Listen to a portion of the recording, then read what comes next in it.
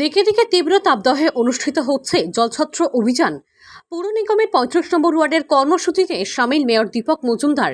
এই সময়ের মধ্যে গোটা রাজ্যে তীব্র তাপদাহ একটা বিরাট সমস্যা হয়ে দাঁড়িয়েছে। এই সমস্যায় সাধারণ মানুষের পাশে দাঁড়ানোর জন্য জলছত্র কর্মসূচি প্রতিপালন করা হচ্ছে। একই রকম কর্মসূচিতে আজ ব্যাপক সাড়া পরিলক্ষিত হয় পৌর নিগমের ৩৫ নম্বর ওয়ার্ড এলাকার জয়নগরে। সংশ্লিষ্ট কর্মসূচির মধ্য দিয়ে পথ চলতি সাধারণ মানুষ সহ বিভিন্ন অংশের মানুষের হাতে ঠান্ডা জল সহ শরবত এবং ফল তুলে দেওয়া হয়। এই কর্মসূচিতে উপস্থিত থেকে কর্মসূচির গুরুত্ব এবং তাৎপর্য ব্যাখ্যা করে মেয়র দীপক মজুমদার।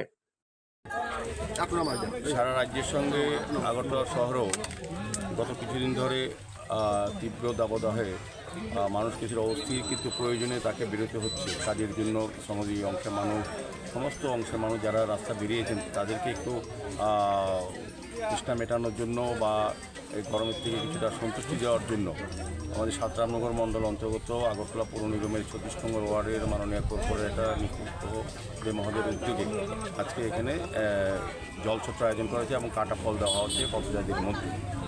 আমি তো প্রথমেই তাদেরকে ধন্যবাদ জানাই। এই মহতী অনুষ্ঠানে আমাদের মধ্যে উপস্থিত আছেন এই কর্পোরেটর সহ নিকুঞ্জ সহ আমাদের আরেকজন কর্পোরেটর আছেন ডক্টর মনোজকান্তি দেব রায়, আমাদের জসীমউদ্দিন সাহেব, আমাদের মাইনরিটি কমিশনের যিনি চেয়ারম্যান, এছাড়াও আরও অন্যান্য আমাদের যুব মোর্চার সভাপতি মৈত্র ভট্টাচার্য মহোদয় সহ এই এলাকার যারা কার্যকর্তারা আছেন এই ওয়ার্ডে বিশেষ করে, এবং প্রত্যেকটি মানুষকে যারা জল দিচ্ছেন এবং ফল দিচ্ছেন প্রত্যেককে আমি অনেক অনেক ধন্যবাদ জানাই। আমাদের রাজ্যে এবং শহরে আমাদের মুখ্যমন্ত্রী আবেদন রেখেছে প্রত্যেকের পাশে থাকি।